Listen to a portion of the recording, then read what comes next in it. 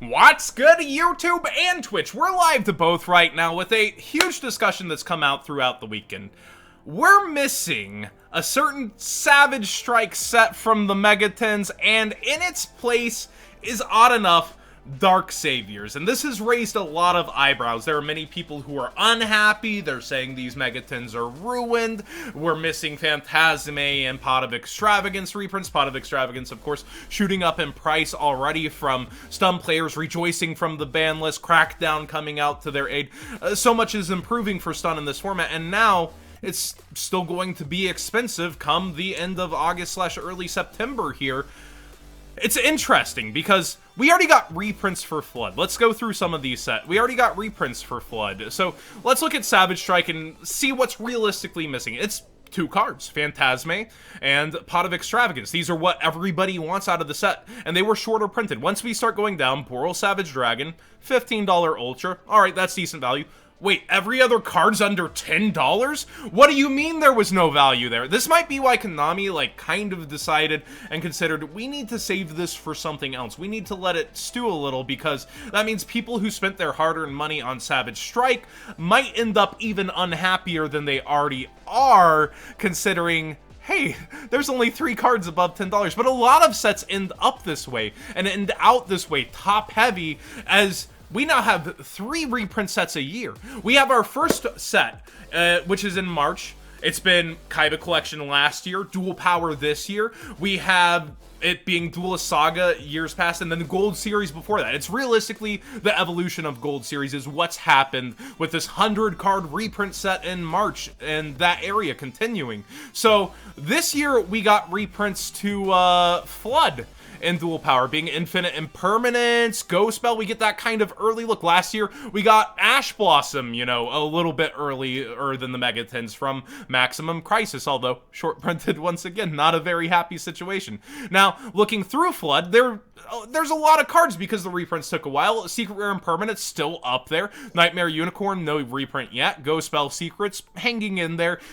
Secret Rare Ghost Ogre maintained value for a very long time too. Nightmare Corruptor Ibly hasn't been reprinted. Its ceiling does go up. Then you got cards like Vampire Sucker that went up because of Ballardridge. World Legacy Secession. There's a lot of cards. Nightmare Griffin, over $10. The entire front page for Flood maintains over $10. Why? Because it took so long to get its reprints. So that's why people are freaking about Savage Strike. All these cards could end up going up, and they're already looking at spending their money on Battles of Legend. They're already looking at spending their money on, they have probably on Dual Power, and then the Megatins themselves. And this makes it a weaker product, but it also strengthens Savage Strike. So I think that's where Konami's coming from. I'm discontent with this. I'm not unhappy.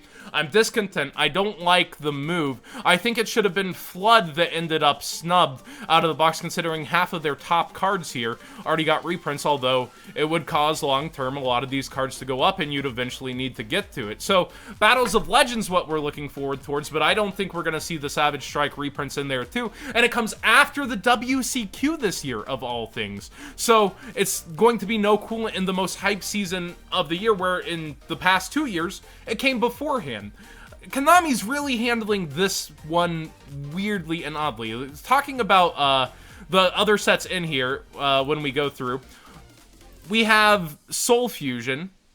It's got Dangerous Neck. It's got Colossus, which did have a higher price throughout the year. Trap Trick, all above $30. So the mid-range here is a lot more. And Danger Tsuchinoko went up after the ban list. I don't know why people thought about it getting hit there, because it's in the description for the Megatins itself.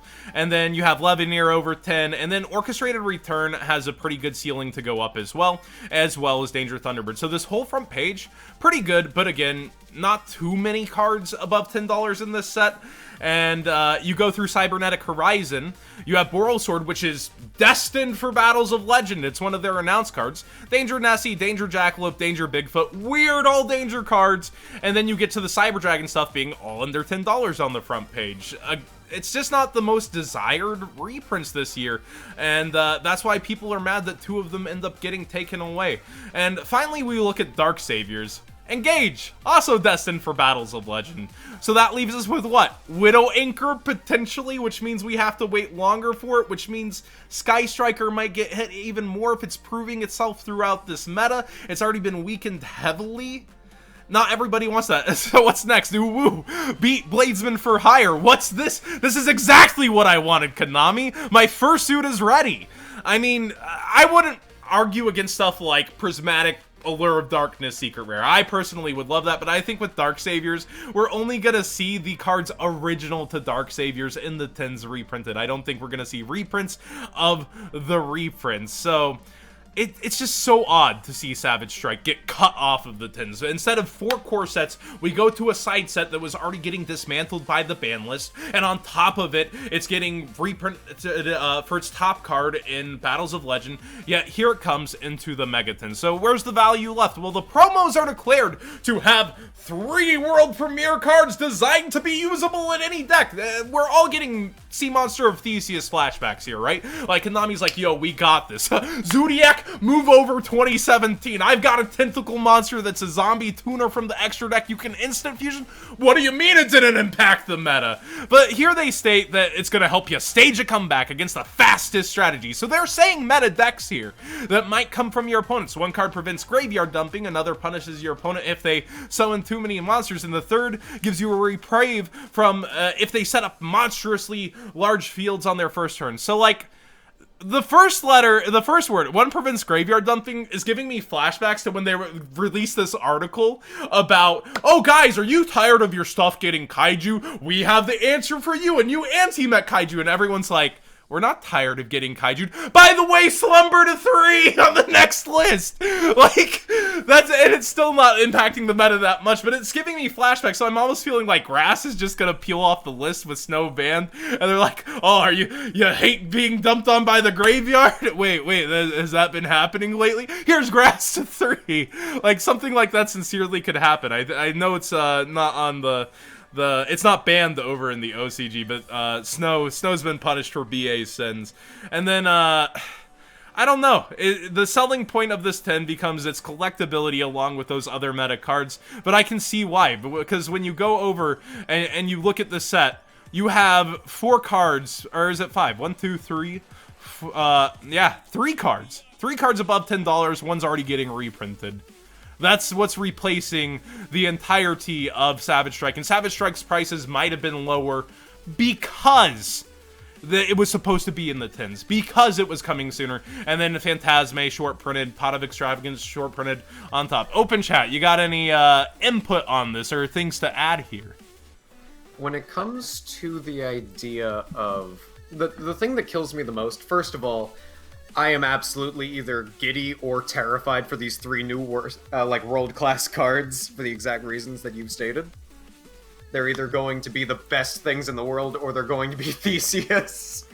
I will have to give them, this year we did get Link Reigns Pack 2 cards early as quote-unquote world premieres, like Rusty, a good old Phantom Knight Rusty. We got him early, and he was amazing. So I could see them kind of being on the ball of, like, Japan and them come up together with these cards, and then we get some of them early. I could see maybe something happening there where they are busted. But again, Konami's definitely dropped the ball on stuff like this before, as you said. About the average, like, when it comes to, like, these tin reprints, sorry, not the tin reprints, when it comes to cards that are promos in tins, very rarely are they worth any money, even if they're incredibly good cards.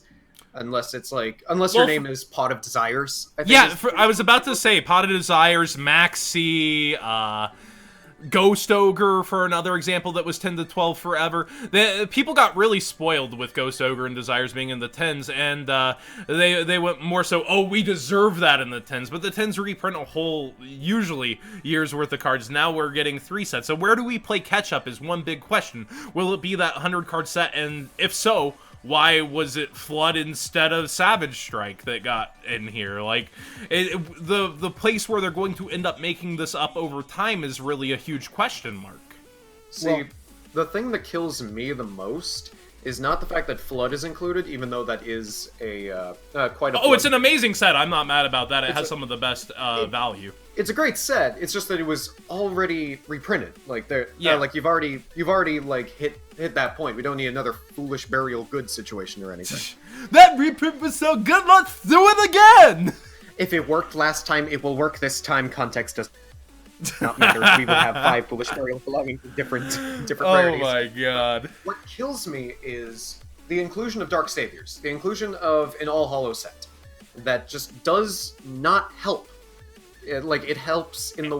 And the sneaky thing here is, all of the foil cards in these mega packs appear in different rarities than their original 2018 release, adding a further element of mystery. So it's like just swapping around the rarities of Dark Saviors, perhaps. That's kind of their out, is, oh, we had all these hollows, we can just shift up their rarities.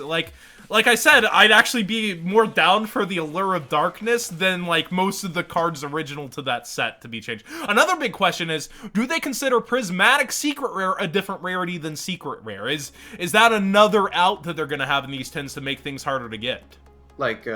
I'm not certain what you mean by that. Would you mind Okay, so clarifying? Danger Snack, Danger Tsuchinoko, is a Secret Rare. Every single card in this mega pack is supposed to have a different rarity than its original rarity. Do they consider Prismatic Secret Rare a different rarity than Secret Rare when making the statement? We don't know from Konami. Oh, will they keep, quote unquote, keep Danger Snake as a secret, quote unquote secret, just to make things like more of a chase card? I think they would. I think that counts. I 100% agree. I think that is coming, but they haven't defined. And naming the first 3 cards, you would think all of these would be secret rares. Nightmare Mermaid, Called by the Grave, really good rarity upgrades. But then they name Danger Tsuchinoko perhaps as a price point sell, or perhaps as all 3 of these are prismatic secrets. We really don't know how they're going to handle it. Yeah, that's the weird thing, especially considering, like you said, Prismatic Allure would not only be really pretty, but I think it would definitely be a chase card in the set. If not a chase card, just like a card that if you pull over it, time. Like, oh, perfect. Every single version of Allure of Darkness has gone up over time towards that $5 mark. Now, with these promos being quote-unquote amazing, let's give them the benefit of a doubt. 2 of these 3 promos are bangers. And then you have the collectability promos. The Egyptian gods that are in Kazuki Takahashi's art, they have the, perhaps, ability to go up over time. And then those original anime-ish cards, we're pretty sure we know what they are, but we're not 100%. They have the ability to be very collectible years past if they don't get reprints elsewhere and run into the ground. And they've been doing pretty good with the 10 cards on not running the original cards into reprints in the ground because they're so wide access. This is going to be still one of the most open products of the year. You gave it a actual collectible looking 10, although I doubt that's going to be worth anything unless 20 years down the line Yu-Gi-Oh! We're actually dueling for money outside or something. Like that's a common practice. Duel Links is now the #1 card game in the world and the real card game's #2. There's no future where this happens, chat. The future is if Hasbro continues to mess up Magic the Gathering and it just plummets. But realistically, looking at this set, it got a lot weaker, and that's what people are really upset about, but nobody sunk their money in yet. Nobody has. They're mad at something that's not in their hands yet, and we have yet to see how it turns out. So again, for me, I'm not angry. I'm just dissatisfied. I think I would still be a consumer, but not as happy as one. I cannot, me praising this as perhaps Dual Power got upstaged. No, Dual Power is now solidified itself as probably set of the year unless Battles of Legend just goes all out nuts somehow and has Savage Strike in it. Like, that's the only answer to upstaging Dual Power this year. It's just disappointing. I'm like a parent. I'm not mad. I'm disappointed. That's even worse sometimes. Could have done better. This one doesn't go on the fridge. See, and 2 points that I think are good topic points of discussion for this is, first of all, we are seeing that Konami is now trying to bring back other rarities that they haven't necessarily done in a while. Which, who knows, maybe somewhere down the line that leads back to Ultimates or Ghosts if that happens. Not saying it will, but maybe. And the other thing, it is kind of exciting to think Konami is willing to print basically every card in a Prismatic Secret, which means maybe that leads to future printings of more cards like that in the What was the last set we got a ton of that in? World Superstars? Prismatic Secret was, World Superstars. What's up? Yeah, I've been saying we needed a World Superstars for a long time, but now we're getting 3 reprint sets kind of shoved into the year. It's feeling very confusing now. We're still going to need to find another way to catch up on imports because Dual Power did an amazing job of that this year, but we're getting 2 less per core set. We're down to 8 imports per set now, so we're still playing big catch-up. And I think they're importing, for one of the first times ever, is a special edition is just going to give us the White Rose Dragon, or did give us the White Rose Dragon, so, like, we're finally playing catch-up in different ways. I still think, like, we need a more odd-off reprint set that's not necessarily, like, everything, but brings us a bunch of OCG stuff while giving us some stuff. So, like, maybe that's their plan for Savage Strike. We really just can't tell. My thesis for this, and this is an unpopular opinion, but I think that, okay, if we're disappointed, and we have every right to be, on the new Megatins for skipping over Savage Strike and reprinting Dark Saviors and just being kind of mucky in this, that's entirely valid. But what I think is, this is probably going to be one of the easiest Megatins to make your money back on. Because, well, first of all, I think every Megatin's that way. A ton of people go in, like the side vendors, as I would call them. The people that don't necessarily regularly buy product tend to pre-order a buttload of the Megatins and crack them open and sell everything and kind of play keepsy what I want to invest in, and makes their money back on the rest. Yes, that's a very good practice that a lot of them have. But it creates a very competitive market that falls out downwards in the first couple days. Like, we saw it this year with Dual Power. People went for Dual Power. Nobody expected these prices so early on. Like, people were calling impermanence to stick at 60 or rebound to 60. Hey, it's under 40. The next highest card is evenly matched at $12 freaking because it's its second reprint. And again, we hit that conversation of that reprint was so good, let's do it again. The Megatins lost evenly matched and Borreload to these, although Alter Art Borreload. It's like, the last card from the 2018 Megatins is Saryuja that's really up there to not get reprinted, and then Cerberus is climbing because of the Pendulum Structure deck, and then Inspector Border. Those are now your top 3 cards from the 2018 Megatins for the most part, besides evenly matched holding its value there. The thing that I just want to bring up, like, let's go back a bit. Do you remember the first Megatins? The Fire King and Susanoo?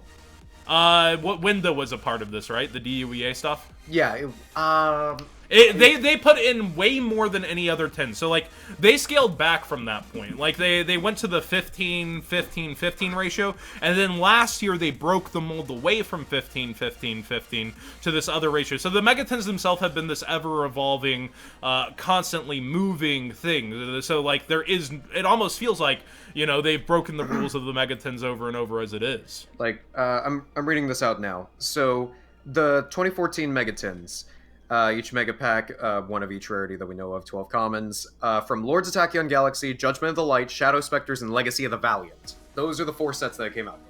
Oh, that's ancient, then. Yeah. Yes. And the reason I have, like, 30 of them is because I basically went to my card shop, and I said, I'd like 1 Megatin, please. I take the Megatin, I open the cards, I immediately sell the cards back to them, and they come at me with the, alright, so 35 store credit, 27 cash. And I just did this continuously. That's how easy it was to make money on 2014 Megatins. You can't do that on this, but there's a factor that I think is a really good place under which you can make money. Because if there's one thing that I know about selling Yu-Gi-Oh cards, Egyptian God cards sell out instantly. Amazon's the best place for that, honestly. Yeah. I just do everything on eBay, so I know people who always ask who buys cards on Amazon, usually at the end of a buyout, that's the last result, because usually they're priced higher. But Mom, Dad, and whoever sees little Timmy going, Mom, Dad, I want God cards! And they're like, okay, son. No, I want these God cards. They look really cool. And that's how God cards sell, Chad. Exactly. The God cards can sell above market value if they're unplayable, if they're the red, yellow, and blue on the back, for example. Yeah. Like, combined, their value is about $650 last time I checked. You can sell the set of 3 for $10 because of Little Timmies. That's the thing about Egyptian god cards. They are to sell to Little Timmies. Now, and that's why at the beginning I emphasized, whenever you have a product that hits collectability also, there's a better factor to it. Like, this gets the main core sets, but it also gives a collectible aspect that will be long-term. And do we, silly question if it is, are the god cards, like, do they have their playable effects, or are they going to be... Yeah, they'll like, have their playable effects, I'm pretty sure. Okay, so I'm not, in that case, I'm not certain about this, but I'd say that Little Timmies would go up and say, I want god cards, and they look at the god cards and they're like, these are the ones I can actually play, and or these are the ones that look even cooler than the old ones because they're new, or whatever it may be. Yeah, like if they already have the original set, they might want these. Yeah, like, Little Timmies are gonna double dip on this, is the thing. Little Timmies will go over and see, there are new god cards, I want those god cards, mommy, give me the god cards. And you'll be able to rant, like, whatever the market says the price it'll be, doesn't matter, add like $2, $3 on top of that, and you can sell them like that. It's the easiest thing in the world. That makes me think that these tins are going to be incredibly easy to make your money back on, purely based on the fact that as Egyptian gods, for whatever reason, you don't get all 3 per tin, but I mean... Yeah. If you get a lot of them, you have multiple. And it says for a set of 5 cards, so there's 2 other things mixed in there. I wonder what they are. Well, then I'd be very surprised if the entire Nightmare suite of like the super rares of Phoenix, Cerberus, and all that didn't get bumped to Prismatic Secret Rare, because that of would how be powerful pretty those cards cool. are. Yeah. So like, there's cards that are going to be significantly rarity bumped in this set that will make them more valuable than their original counterparts. So like, What do you that's a think good for about it? resale value too. Basically, again, my point is, I'm not mad, but disappointed is a word to be used here. But there's still plenty for these Megatins, and that's my take on it. And I think that's kind of the consensus of this open chat overall. Yeah, they're going to be good products. Dual Power is still set of the year until further notice. But this tin is probably going to be one of the easiest to invest in. It's more for people to make their money back and less for people to go, hey, I want cards I actually want to use in decks. Like, oh, I don't know, triple Phantasme that I'm going to need for the upcoming format. Man. You know, that sort of thing. Alright, guys. That's going to be it from us on this video. Let me know what you guys think in the comments section down below. Subscribe if you haven't already. Phoenix Flare X and JCD Godot joining me in this open chat on conversation. Be sure to make the live streams if you'd like to take part in these live videos. And thanks for watching, everybody.